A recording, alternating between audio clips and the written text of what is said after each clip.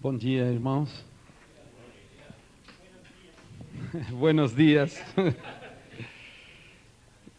uma grande alegria estar novamente aqui em Porto Alegre e com uma turma tão variada de irmãos que têm chegado de diferentes localidades. Estava eu comparando que Buenos Aires para Porto Alegre é muito mais perto que Recife ao Porto Alegre. Vocês têm um país continental e então temos irmãos de diferentes localidades. Eu estou aqui muito vecino, em Buenos Aires. Com avião, 1h20, Porto Alegre. Muito fácil, não? Só tem que pagar.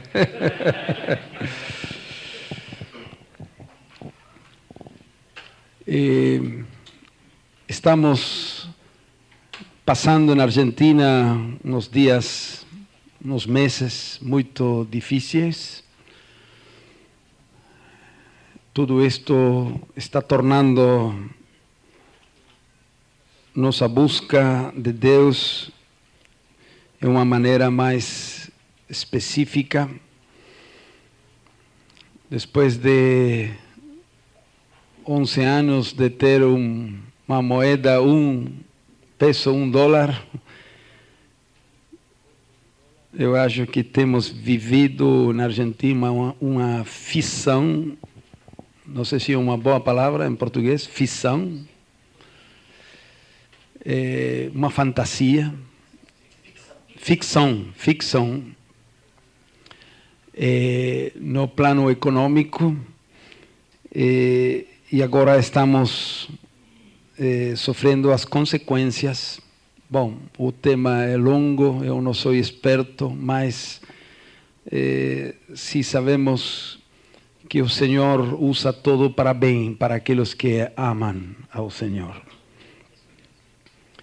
E a situação econômica se tornou muito complicada, e agradecemos ao Senhor porque Ele, de uma maneira muito especial, miraculosa, está ajudando e cuidando aos seus filhos.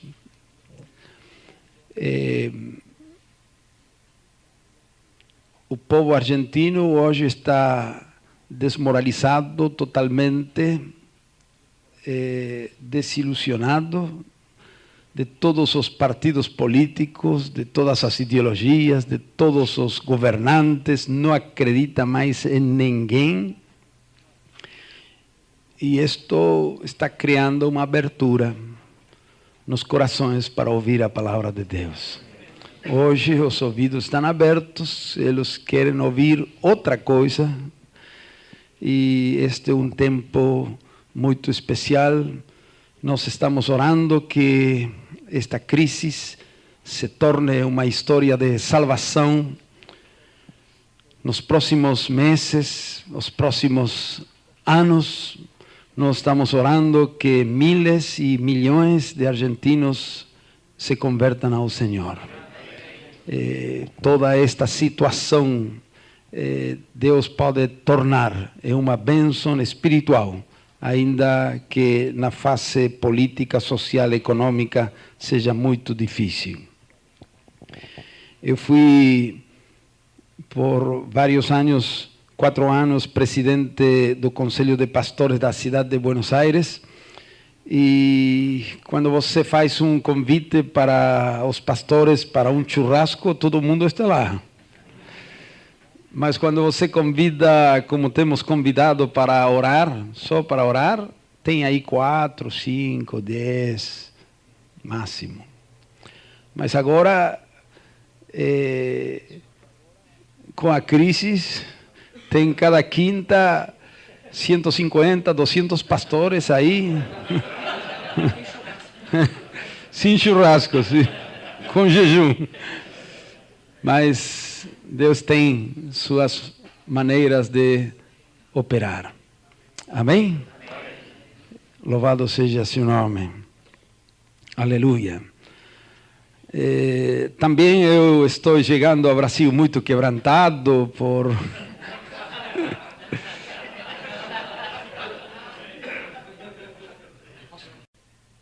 Eu poderia estar hospedado em outra casa, mas continua minha alegria. Não, só uma piada. Estamos muito contentes estando na casa de nossos amados irmãos Gottfriedson. É bom que a esposa é uruguaia.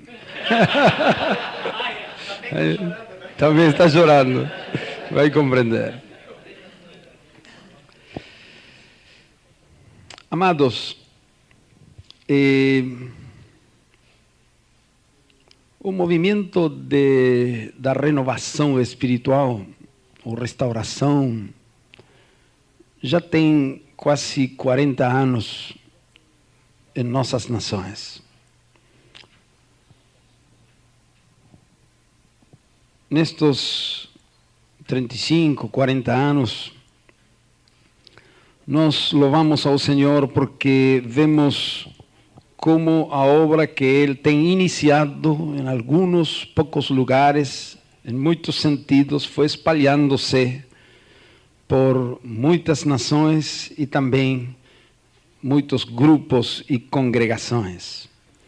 A visitação do Espírito Santo se espalhou sobre toda a face da terra e hoje temos quase a maioria do povo evangélico sendo atingido por esta onda do Espírito visitando a sua igreja. Por exemplo, se nós lembramos, naqueles primeiros anos, muito poucos grupos com esta nova expressão de louvor, adoração, como hoje louvor, adoração se espalhou para todas as congregações, denominações, países.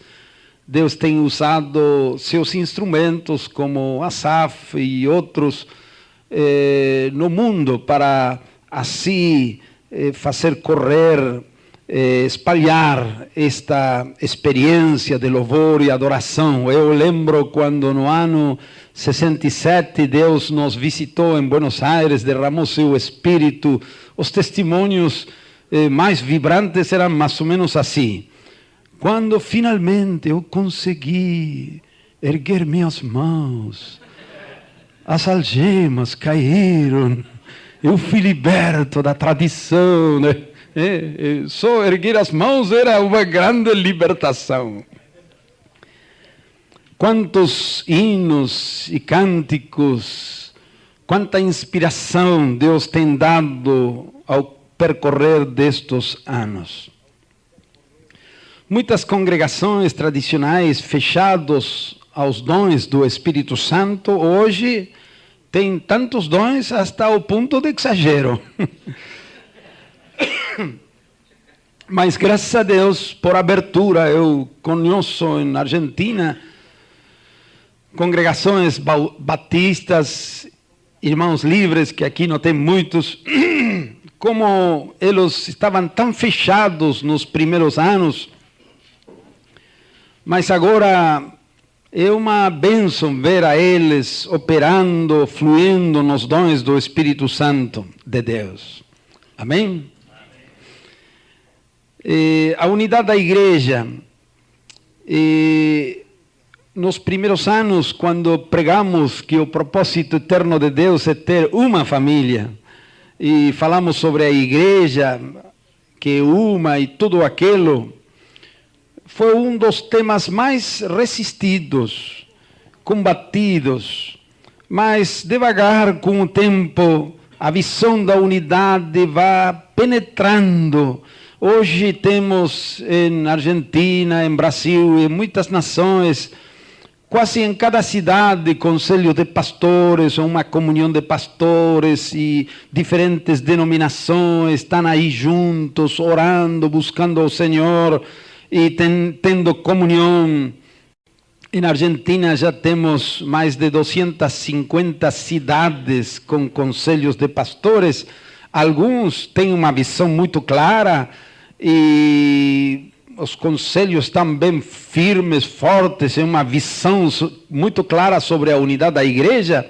Em outras cidades, os conselhos são apenas muito fracos, apenas uma instância de comunhão, de fraternidade, mas a obra tem progredido. 15 anos atrás, em Buenos Aires, ou na Argentina, perdão, tínhamos em todo o país só 2 conselhos de pastores. E de aí para cá temos 250. É um progresso muito grande. O que acontecerá nos próximos 30, 40 anos? Só Deus sabe, mas você pode ter certeza que Deus está operando e vai continuar operando. Louvado seja o seu nome. As denominações evangélicas na Argentina estão agrupadas em 3 organizações principais. Uma é FAIE, é a mais antiga, com muitas igrejas históricas que pertencem. FAIE são as siglas de Federação Argentina de Igrejas Evangélicas. Depois surgiu outra com uma abrangência maior, chamada ACIERA ou FACIERA, Federação Aliança Igrejas Evangélicas, e logo também surgiu outro que se chama Confraternidade Evangélica Pentecostal, aglutinando as maiorias das igrejas evangélicas. E tudo aquilo foi tomando uma fisionomia cada vez mais espiritual, desde a liderança, captando a visão da unidade. E, finalmente, estas 3, longe de pelejar entre eles, se aproximaram, começaram a trabalhar juntos, se formou uma comissão assim tripartita destas 3, e finalmente todo isso chegou a conformar-se Conselho Nacional Cristão Evangélico, que aglutina as 3 instituições, que as 3 continuam, mas agora tem assim uma unidade maior entre as 3, chamado Conselho Nacional. Ainda, segundo nossa visão, todos estes são apenas os primeiros passos, mas na direção certa. Nós cremos que a unidade que Jesus pediu ao Pai é uma unidade perfeita, como ele orou em João 17, e que chegará o dia quando todos sejamos aperfeiçoados na unidade e haverá um só corpo, uma só igreja, louvado seja o Senhor. Mas algumas coisas assim têm acontecido. Ano passado, em Buenos Aires, dia 15 de setembro, aconteceu a maior concentração evangélica da história, quando lá no obelisco, na Avenida 9 de Julho, se concentrou o povo evangélico e foi um dia muito impactante. Toda a mídia estava lá presente, jornalistas, a televisão e tudo isso.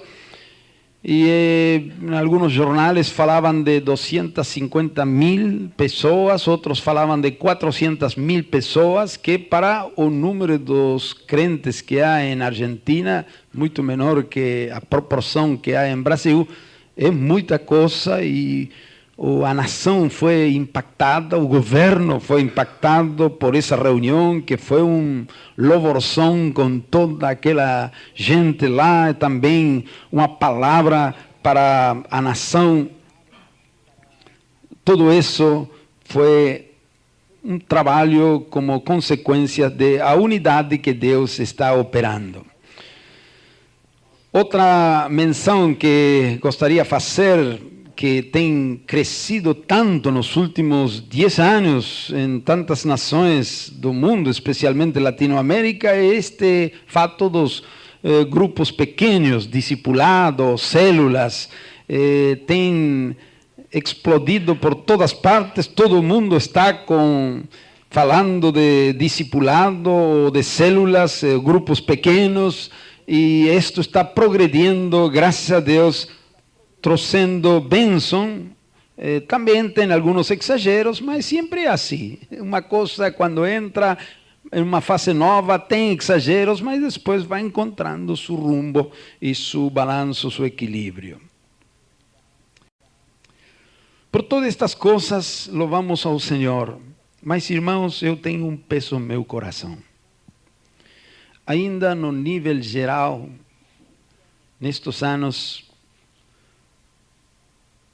há um tema central que eu gostaria voltar a apresentar entre vocês, que está ausente na maioria das igrejas evangélicas de Latinoamérica e do mundo. Há um tema central que está ausente, e é o reino de Deus. Eu tenho a certeza, a esperança, a fé, que, como tem acontecido com outros temas, nos próximos anos, chegará um momento quando o povo evangélico em geral abrirá seus olhos e captará a visão do reino de Deus. Mas, por enquanto, por agora, está bastante ausente esta compreensão, esta visão do evangelho do reino de Deus. Isto é uma coisa muito perigosa, muito ruim, porque eu conheço pessoalmente situações de muitas igrejas que têm um louvor maravilhoso. Os cultos têm uma excelência, mas que é louvor sem o reino? Que é? A palavra de Deus fala muito forte sobre isso. Por exemplo, Isaías capítulo 1. Quando Deus disse: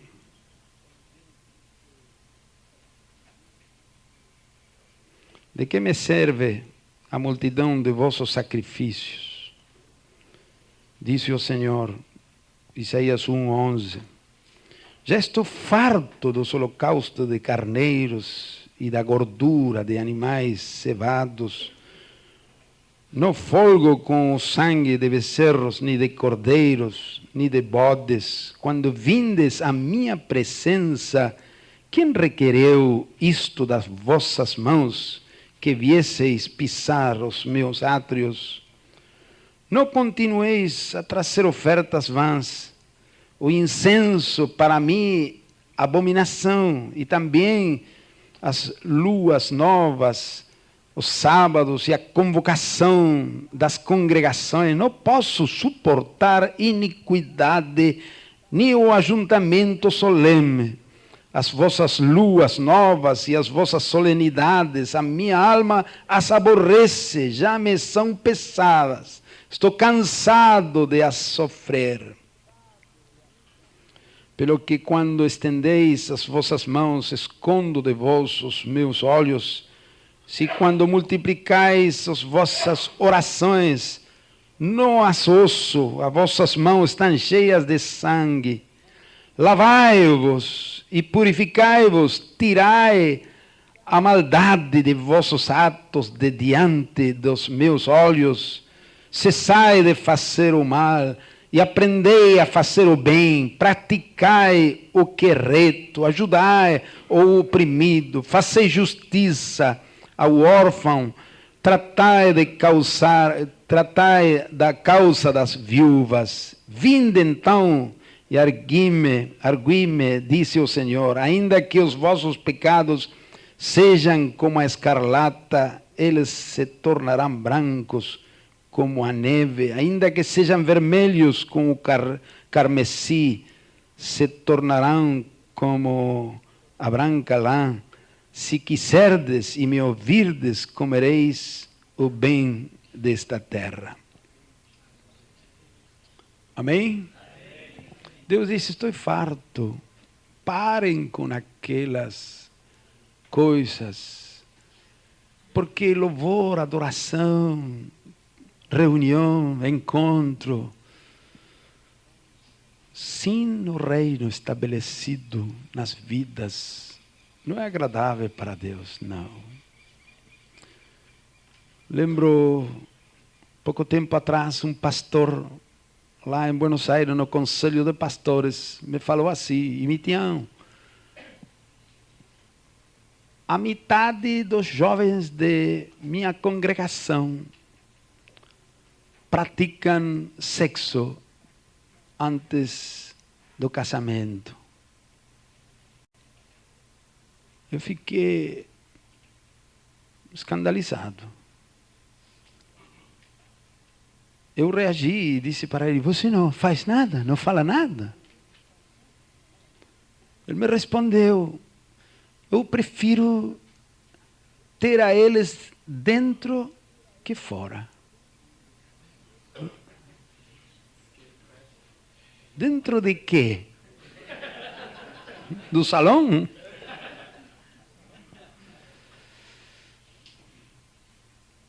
E não é uma exceção, irmãos. Muitos daqueles que gritam aleluia, pulam, dançam, batem palmas, têm aprendido todas as novas maneiras de louvar, muitos deles estão vivendo em pecado.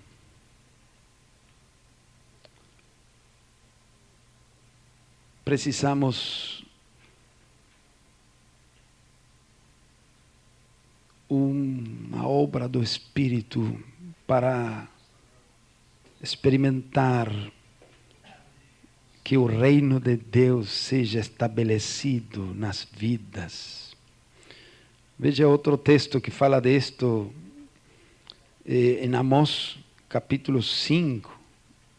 Amós capítulo 5. Versículo 21 até 24, disse Deus: aborreço, desprezo as vossas festas e as vossas assembleias solenes, não me dão nenhum prazer. Ainda que me ofereçais holocaustos juntamente com as ofertas de cereais, não me agradarei deles, nem atenderei para as ofertas pacíficas de vossos animais cevados. Afasta de mim o estrépito dos teus cânticos, porque não ouvirei as melodias dos teus instrumentos. Corra, porém, a justiça como as águas e a retidão como o ribeiro perene. Amém? Conosco moços que depois de tocar violão, é uma grande celebração, é um grande louvorção, vai para deitar com sua namorada.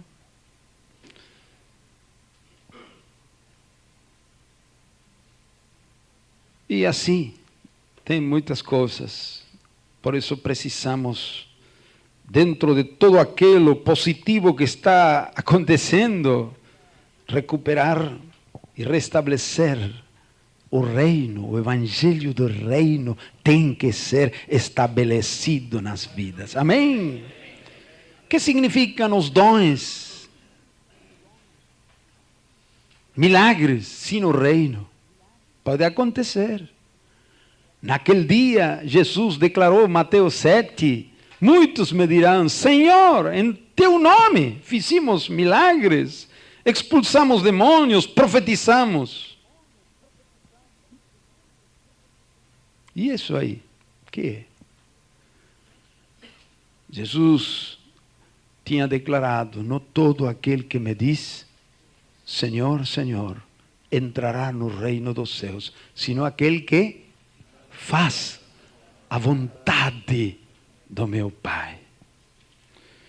Louvamos ao Senhor por a restauração dos dons e os milagros que estão acontecendo, mas eu e você conhecemos muitos ministros que operam com os dons e Deus faz milagres através deles. Pero estão roubando, mentindo, são avarentos, são hipócritas, mentirosos. Brasil mesmo, nestas últimas semanas, tem sido sacudido por a mídia sobre coisas neste sentido. Que é a unidade da igreja, sim, no reino? A igreja católica manteve a unidade por séculos. Mas a unidade só não é um valor. A unidade com santidade, a unidade com reino, sim. Também lá em Gênesis capítulo 11, aconteceu uma unidade. E a unidade tem uma força em si mesma. A decisão de construir uma grande cidade, uma torre. E Deus disse, ninguém vai parar a eles. Mas Deus sim.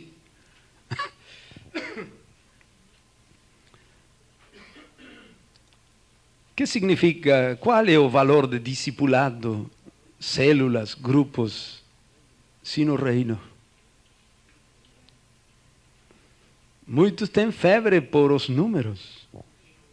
E os números são valiosos, mas se vão acompanhados com qualidade e em unidade. Mas só números pode ser uma febre por fama, por poder, por dinheiro, por sucesso. Só isso. Alguns dizem, irmãos, já temos na igreja 5.000. Tudo bem, mas 5.000 quê? Que? 5.000 evangélicos, 5.000 quê? Deus quer 5.000 e 5 milhões, pero santos. Amém?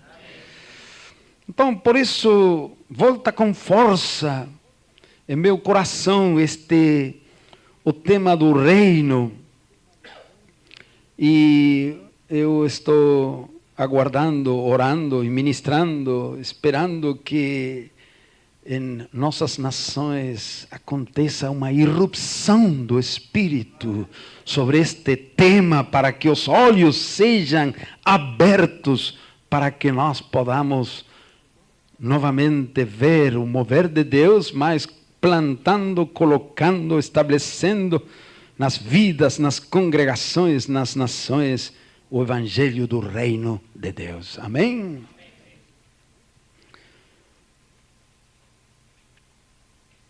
Eu gostaria hoje apresentar a vocês que o reino não é apenas um dos temas da Bíblia,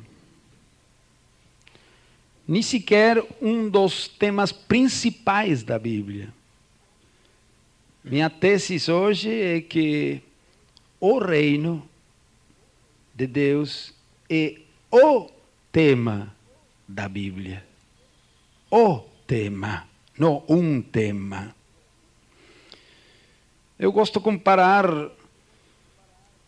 quando falo de isto, aqueles que temos alguma ideia de como funciona o motor de um carro.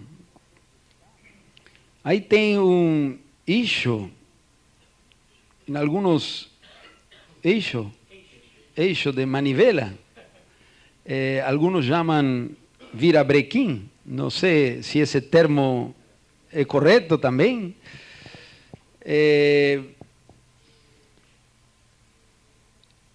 Um motor de carro tem muitas partes, muitas peças, mas todas as partes, todas as peças, finalmente têm uma finalidade: fazer virar esse eixo esse virabrequim.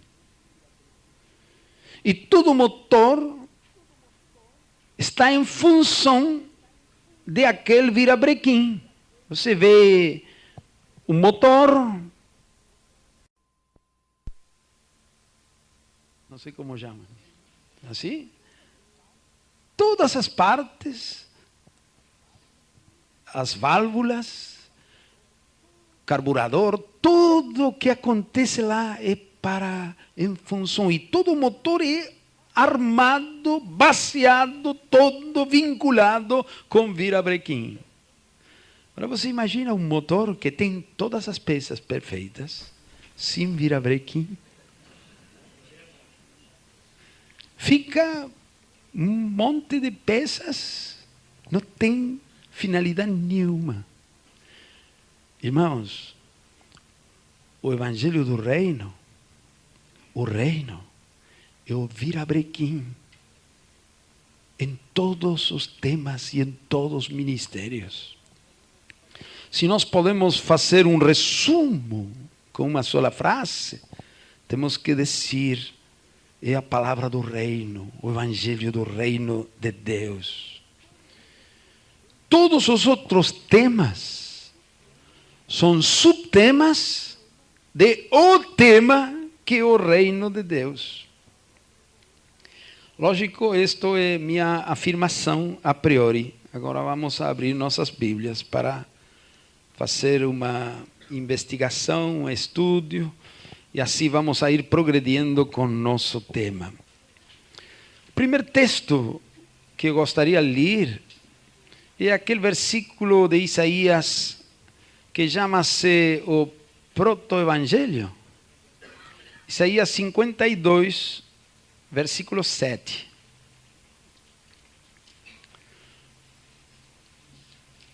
Muitos estudiosos da Bíblia chamam a este texto o proto-evangelho. Aqui há uma profecia antecipando o dia que seria pregado o evangelho, que significa boas novas. E ouça bem qual é a mensagem do evangelho.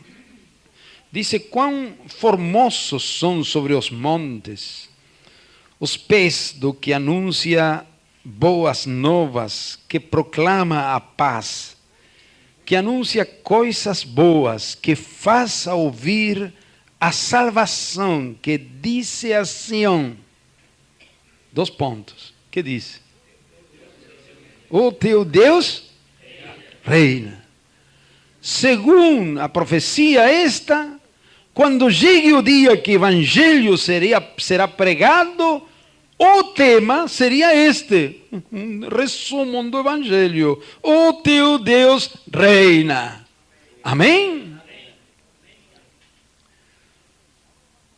Muito bem, agora vamos aos evangelhos. Quando aquele dia chegou, Mateus capítulo 3.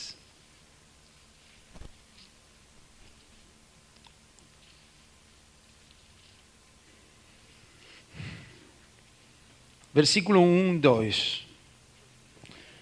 Naqueles dias apareceu João Batista pregando no deserto da Judeia e dizendo: arrependei-vos, pois está próximo, ¿qué?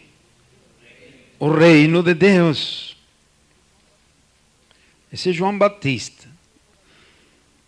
Agora vem Jesus. E no capítulo 4, versículo 17. Desde então, começou Jesus a pregar. A pregar quê? Arrependei-vos, pois está próximo o reino de Deus. Mas Jesus, você não tem nenhuma originalidade, porque pouco tempo chegou João Batista dizendo essas palavras textualmente, e você agora... Jesus não tinha preocupação com sua originalidade, que às vezes está misturado com com fama, com glória, não? Com orgulho. Não. Ele não veio para impactar com sua pregação. Ele veio a pregar a mesma palavra, a palavra de Deus. Arrependei-vos, pois está próximo o reino de Deus. Amém? Versículo 23. Percorria Jesus toda a Galileia, ensinando nas suas sinagogas, pregando o evangelho do reino e curando todos os tipos de doenças e enfermidades entre o povo. Em toda a Galileia, aqui Mateus, resumindo o ministério de Jesus, diz que ele pregava aqui o evangelho do reino. Em toda a Galileia, o tema não mudava, era o mesmo. Mateus 9, versículo 35.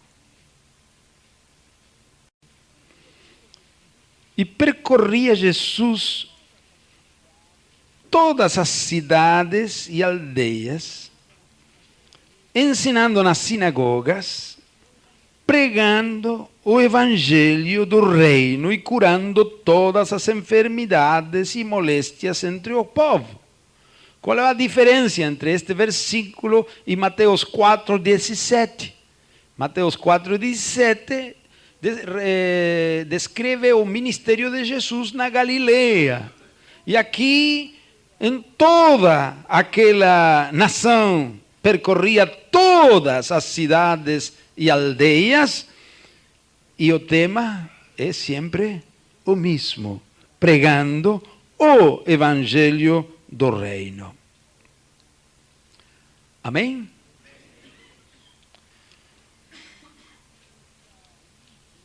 Vamos a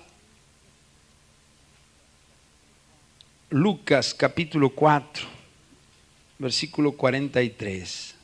Lucas 4, 43.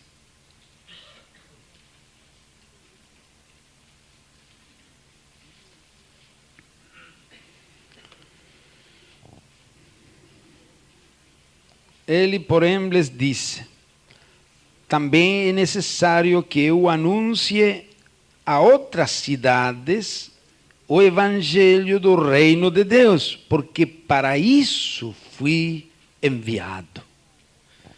Jesus tinha muita clareza que o propósito de sua vinda era pregar em todas as cidades o evangelho do reino de Deus. Lucas 8, versículo 1. Depois disto, andava Jesus de cidade em cidade e de aldeia em aldeia, pregando e anunciando que o evangelho do reino de Deus. Os 12 iam com ele.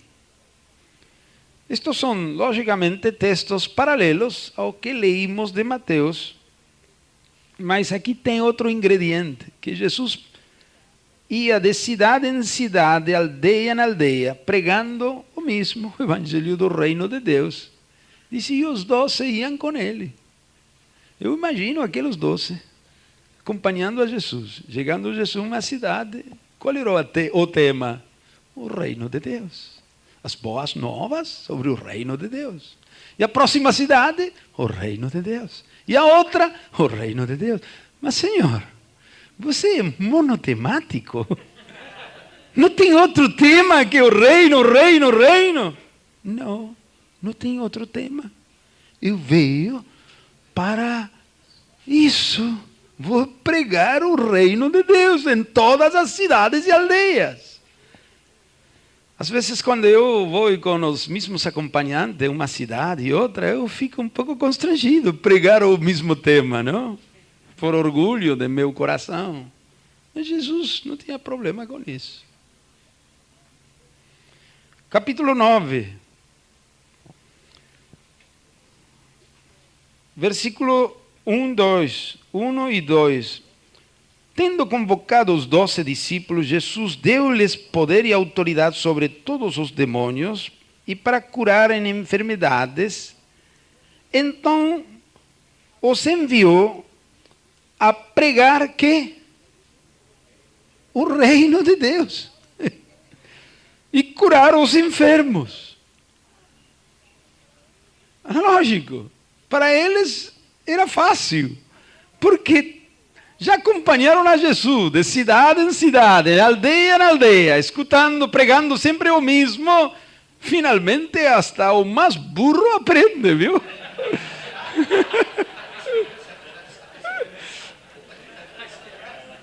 Mandou a eles e eles foram para pregar que o reino de Deus. Fez alguma coisa errada?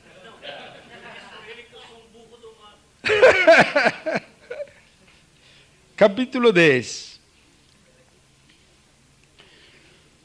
Depois disto, designou o Senhor ainda outros 70 e mandou adiante de si, de dois em dois, a todas as cidades e lugares aonde ele havia de ir.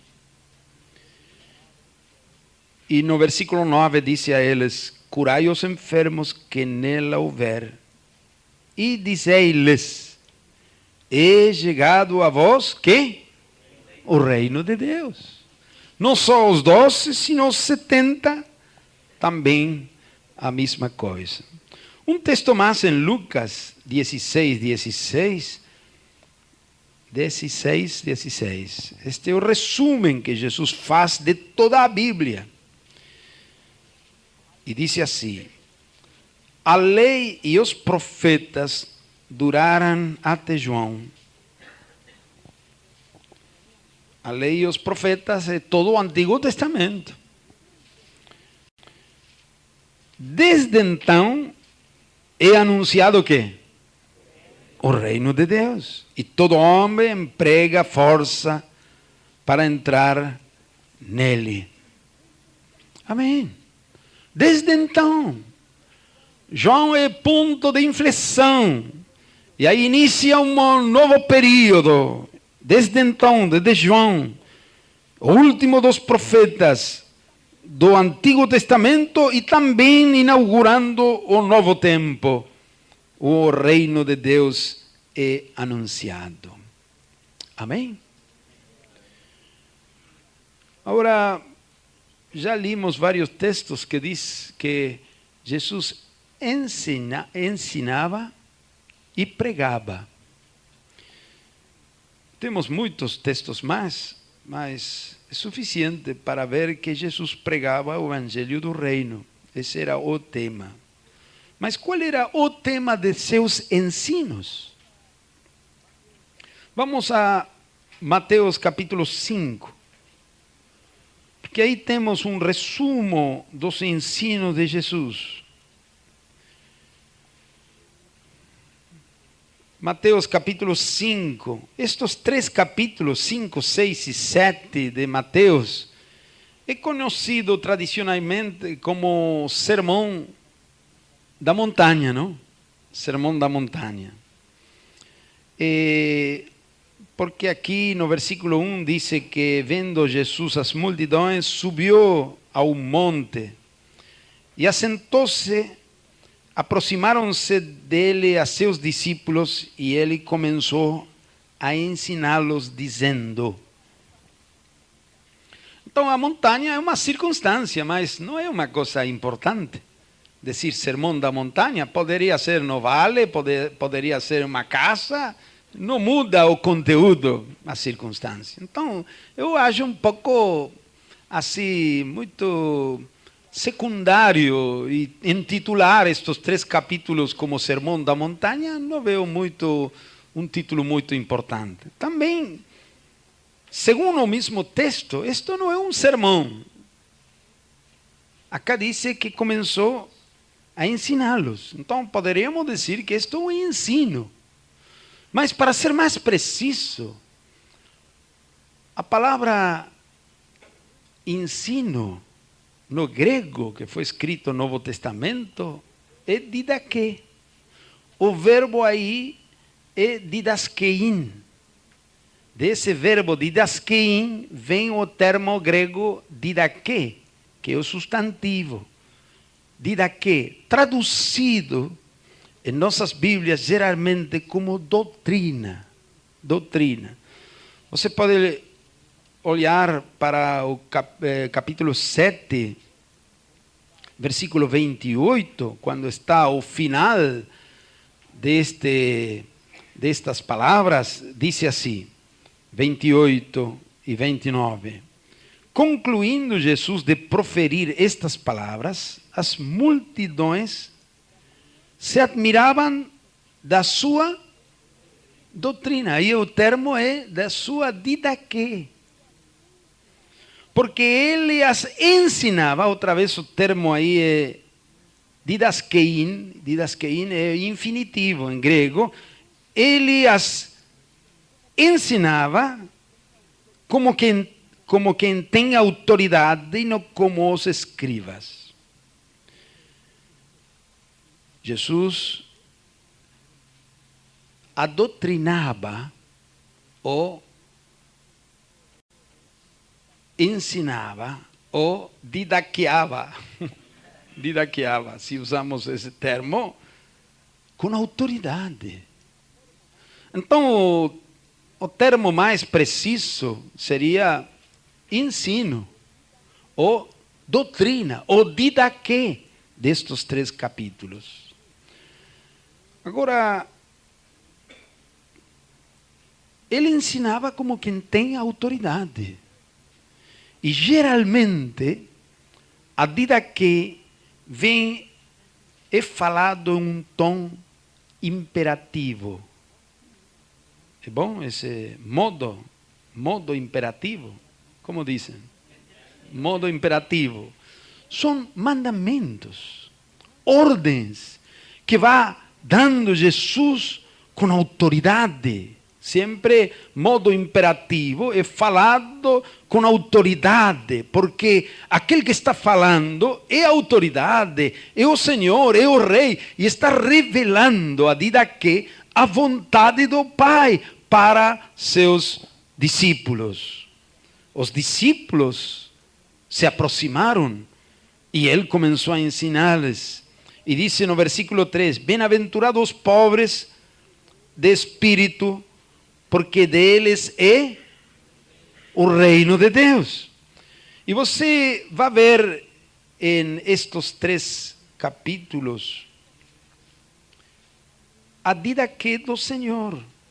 E ao princípio, a início, começa com as bem-aventuranças, algumas afirmações, mas ele continua, por exemplo, dizendo: amai a vossos inimigos, aquele que te bate em uma face, você coloca outra, vosso sim é assim, vosso não, é tono imperativo, não julgueis.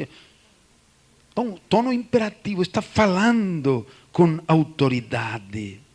Então, estes ensinos são a didaquê do reino. O Senhor comunicando sua vontade para seus discípulos. No capítulo 6 também está aquele Pai Nosso, que disse Jesus, quando oremos temos que orar assim: Pai Nosso que estás nos céus, santificado seja o teu nome, venga a nós o teu reino, seja feita a tua vontade, como nos céus, assim também na terra. Isso é o aspecto fundamental de aquela oração: que venha seu reino, que sua vontade seja feita. Também no versículo 33, Jesus diz, de capítulo 6, mas buscai primeiro o reino de Deus e sua justiça, e todas estas coisas vos serão acrescentadas. E quando também já fizemos referência no capítulo 7, quando Jesus disse: não todo aquele que me diz Senhor, Senhor, não é apenas uma confissão com a boca, senão com a vida. Não todo aquele que me diz, Senhor, Senhor, entrará no reino dos céus, sino aquele que faz a vontade do Pai. Amém? Assim, os ensinos de Jesus também eram no reino. Venha o teu reino. Que venha o teu reino? A frase seguinte explica: seja feita a tua vontade, como nos céus, assim também na terra. Não aquele que diz, sino aquele que faz a vontade do Pai, uma autoridade. E conclui Jesus estes ensinos com uma parábola: aquele que ouve estas minhas palavras e a pratica, ouve e pratica, está edificando sua casa sobre a rocha. Mas aquele que ouve e não a pratica, está sobre areia e vai cair. Vai cair. E segundo o contexto, aquela última inundação que vem do rio, segundo o contexto, é o juízo final. Quando muitos ouviram a palavra, mas não praticaram. Infelizmente hoje, muitos chamados crentes são crentes, mas não discípulos. Portanto, nem são crentes. Porque um verdadeiro crente é discípulo. E eles tinham segurança de sua salvação. Naquele dia estão surpresos, dizendo: Senhor, como eu fiquei fora? Tem que haver um erro. A ver, revisa outra vez aí. E apresenta seu currículo. Não fizemos milagres. Expulsamos demônios. Não tem nada a ver com isso. Você pode fazer tudo isso e ficar fora. Mas como? Aquele que ouve e não a pratica, edificou sobre areia. Ouve que tem que perdoar, não perdoa. Ouve que tem que amar a seu próximo e continua egoísta, avarento. Ouve que tem que obedecer a seus pais e não obedece. Falta respeito a seus pais na casa. Ouve que tem que ser amável com sua esposa e continua sendo áspero, duro. Ouve a palavra que tem que ser o primeiro em servir, confessar seus pecados, submeter-se a seu esposo, marido. Não a pratica. Ouve, não a pratica. Irmãos, isto é sério. Os ensinos de Jesus eram com clareza, com autoridade. E eu me perguntava, por que Jesus é tão duro? E compreendi que não era duro, era claro. E ele era claro porque amava. Ele não quer que ninguém pereça, seja enganado. Por isso era claro, muito claro, para que todos saibam que não é aquele que ouve, sino aquele que pratica, que obedece, que tem o reino estabelecido em sua vida, em seu coração. Amém? Isto não é perfeição, irmãos, porque nenhum somos perfeitos. Isso não significa que nunca pecamos, porque pecamos. Mas se somos discípulos, apenas tomamos consciência que temos pecado, acertamos, confessamos, nos arrepentimos, porque estamos submissos à sua autoridade, à sua vontade. Amém? Assim os ensinos de Jesus procediam da mesma verdade. Pregava o reino e ensinava o reino e a vontade do Pai. Vamos a Mateus capítulo 13.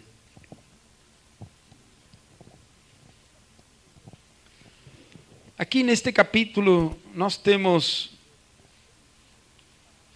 uma série de 8 parábolas.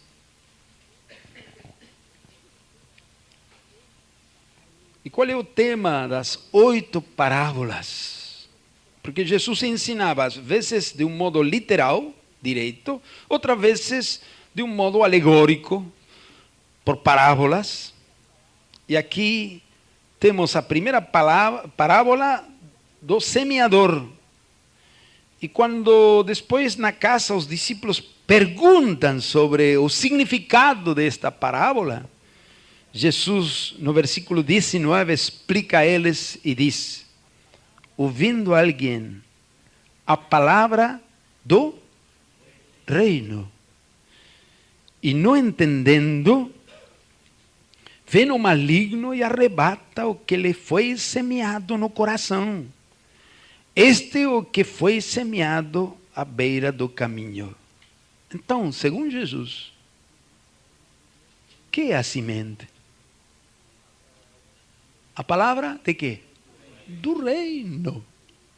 Irmãos, temos que semear a palavra do reino. Pode cair em 4 terrenos diferentes, mas a semente é sempre a mesma. Se nós semeamos trigo, colheitaremos trigo. Se sembramos soja, colheitaremos soja. Se sembramos, maíz? Milho, colheitaremos milho. Amém? E se sembramos a palavra do reino, colheitaremos discípulos que vivem no reino, que têm o senhorio de Cristo estabelecido em seu coração. Muito bem. Segunda parábola, versículo 31. Outra parábola lhes propôs dizendo: o reino dos céus é semelhante ao grão de mostarda que um homem tomou e semeou no seu campo. Não vamos entrar em cada uma das 8 parábolas, porque temos tempo, mas não muito. Mas aqui só para conferir que o tema da segunda parábola é o reino dos céus. A terceira parábola, a segunda é versículo 24, eu pulei um. Propôs-lhes outra parábola dizendo: o reino dos céus é semelhante ao homem que semeia boa semente no seu campo. A terceira, versículo 31, que já limos. A quarta, versículo 33, outra parábola lhes diz: o reino dos céus é semelhante ao fermento que uma mulher tomou e introduz em 3 medidas de farinha, até que todo esteja levedado. A quinta parábola, versículo 44. O reino dos céus é semelhante a um tesouro escondido num campo. Hallando um homem, escondeu de novo. Então, em sua alegria, foi e vendeu. Tremenda sobre o reino esta. Você pode logo estudar a fundo. A próxima, versículo 45, a sexta parábola. Outro sim, o reino dos céus é semelhante a um comerciante que busca boas pérolas. E tendo encontrado uma pérola de grande valor, foi e vendeu tudo o que tinha e a comprou. Sétima parábola, versículo 47. Igualmente o reino dos céus é semelhante a uma rede lançada ao mar, o qual apanha toda espécie de peixes. Também sobre o reino. E versículo 52, a última, disse-lhes ele: por isso todo escriba instruído a respeito do reino dos céus é semelhante a um pai de família que tira do seu depósito coisas novas e velhas. Também o tema é o reino. 8 parábolas, e as 8, o tema é sempre o mesmo. Mateus tem escrito em seu evangelho algumas parábolas mais. Tem 6 mais. Em total temos 14 parábolas no evangelho de Mateus. Vamos a capítulo 18. versículo 1. Não, 23. 18, 23, Mateus. Por isso, o reino dos céus pode ser comparado a certo rei que quis ajustar contas com seus servos. Outra vez, o tema desta parábola é o reino dos céus. Capítulo 20, versículo 1. O reino dos céus é semelhante a um pai de família que saiu de madrugada para contratar trabalhadores para a sua vinha. Capítulo 22, versículo 2. O reino dos céus é semelhante a um rei que celebrou as bodas de seu filho. Capítulo 25, versículo 1. Então o reino dos céus será semelhante a 10 virgens que, tomando as suas lâmpadas, saíram ao encontro do noivo. Aqui já vimos 4 parábolas mais que, de modo explícito, o Senhor está dizendo que o tema dessas parábolas é o reino dos céus. Temos 2 parábolas mais, capítulo 21, versículo 28. Estas 2 parábolas, de modo explícito, não dizem que o tema é o reino, mas quando lemos o conteúdo, vemos que, de um modo implícito, 21, 28. O que vos parece? Um homem tinha 2 filhos. Dirigindo-se ao primeiro, disse: filho, vai trabalhar hoje na vinha. Respondeu ele: não irei. Mais tarde, porém, arrependeu-se e foi. Então o pai se dirigiu ao segundo filho e disse a mesma coisa. Respondeu ele: eu vou, Senhor, mas não foi. Qual dos 2 fez a vontade do pai? Bem, outra vez, o tema em forma implícita é fazer a vontade do pai. O tema é o reino. E também capítulo 21, versículo 33, havia um proprietário que plantou uma vinha. E aí, quando você lê, verá que o tema também, o reino, no 43 diz: portanto, eu vos digo que o reino de Deus vos será tirado e será entregue a um povo que produza os seus frutos. Assim, irmãos, as 14 parábolas que Mateus tem em seu evangelho, o tema é sempre o mesmo. Então, Jesus, durante 3 anos e meio de ministério, sempre pregou o evangelho do reino e sempre ensinou sobre o reino de Deus. Amém? Significa alguma coisa isso para nós? Mas não termina aí. Não termina aí. Como? Acabou o ministério, morreu na cruz. Sim, foi sepultado, pero ressuscitou. E depois de ressuscitar ainda ficou com seus discípulos 40 dias. Naqueles 40 dias, qual foi o tema de Jesus? Vamos a Atos capítulo 1. Atos capítulo 1, versículo 3. Aos quais também depois de ter padecido, se apresentou vivo, com muitas e infalíveis provas, sendo visto por eles por espaço de 40 dias, e falando do que respeita, ¿qué? O reino de Deus. Jesus. Você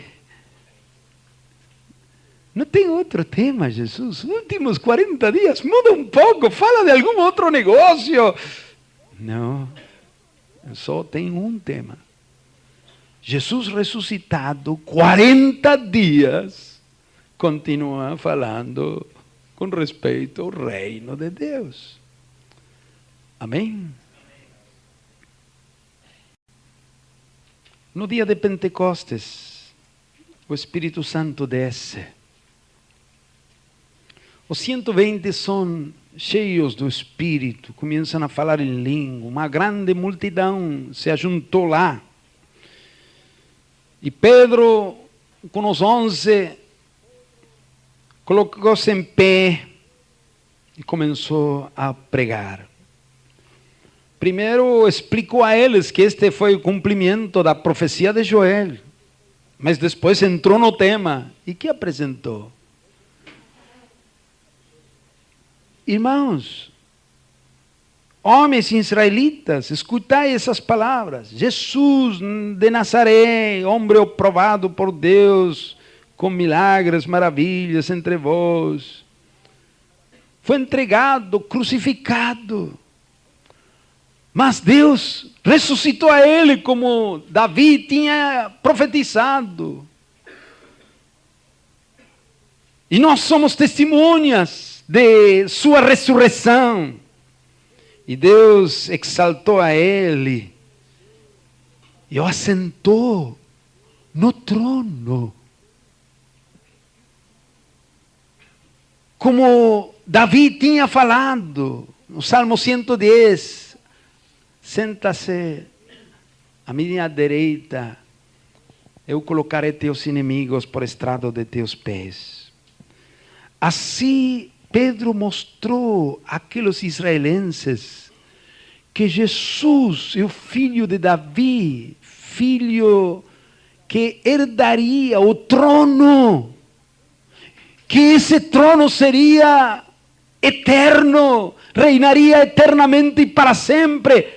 Assim Pedro apresentou a Jesus ungido, aprovado por Deus, Jesus crucificado, Jesus ressuscitado, mas agora Jesus assentado no trono eterno, no trono de Deus, que é o trono de Davi, e finalizou apresentando aquele Jesus que vós crucificasteis, Deus fez Senhor e Cristo. Kyrios e ungido, o Messias. Assim, a palavra de Pedro foi apresentar a um Jesus morto, ressuscitado, mas sentado no trono, reinando para sempre como Senhor. Amém? O reino. Quando o evangelho se espalha por a persecução, Felipe chega a Samaria. Atos 8, versículo 12. Mas quando crescem em Filipe, que lhes pregava acerca do reino de Deus e do nome de Jesus Cristo, batizavam-se tanto homens como mulheres. Que pregava Felipe? O reino de Deus. Vamos, Atos 19. Paulo chega a Éfeso, capital da Ásia. E aí encontra 12 semidiscípulos. Tinham ouvido uma palavra incompleta, ele completou a palavra, iniciou tudo de novo. Batizou a eles e... Versículo 7, 19, 7 e 8, diz, e eram ao todo uns 12 homens.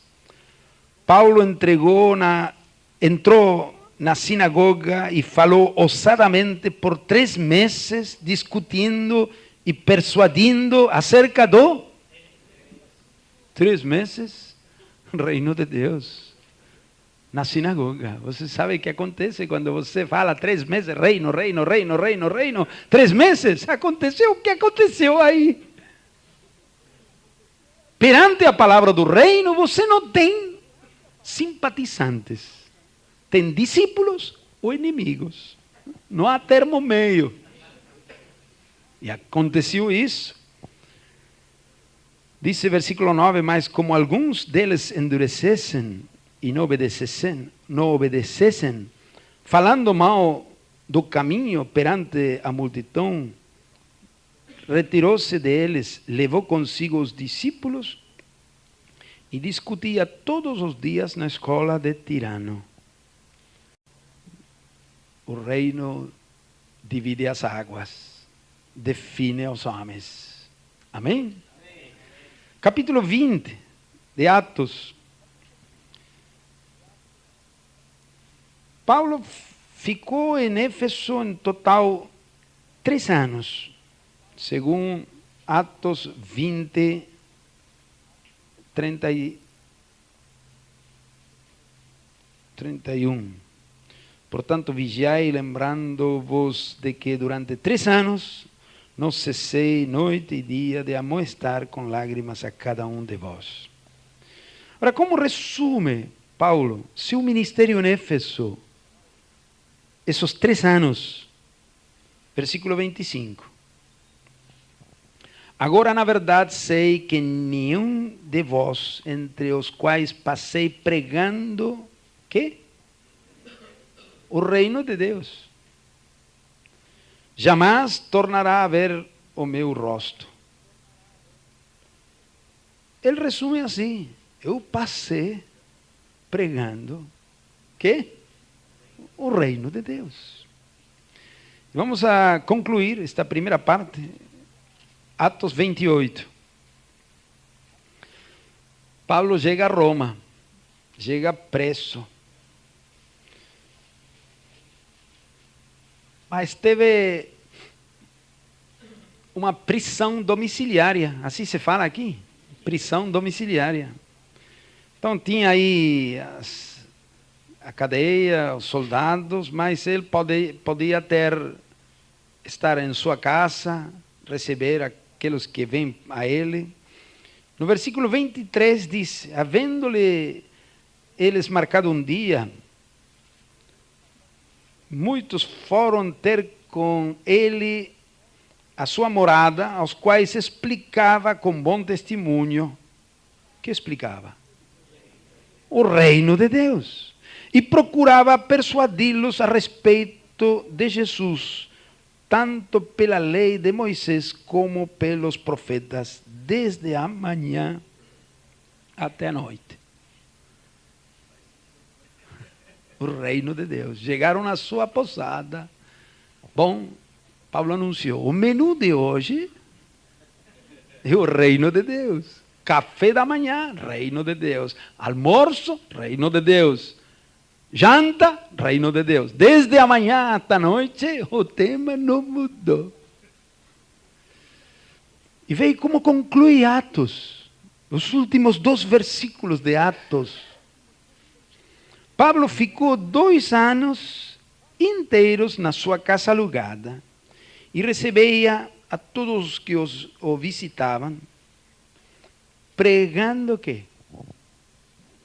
O reino de Deus, ensinando com toda a liberdade as coisas pertencentes ao Kyrios Jesus Cristo, sem impedimento algum. O único livro do Novo Testamento que não conclui com a palavra amém. Ficou aberto, final aberto. E um presente contínuo, pregando o reino de Deus. Amém?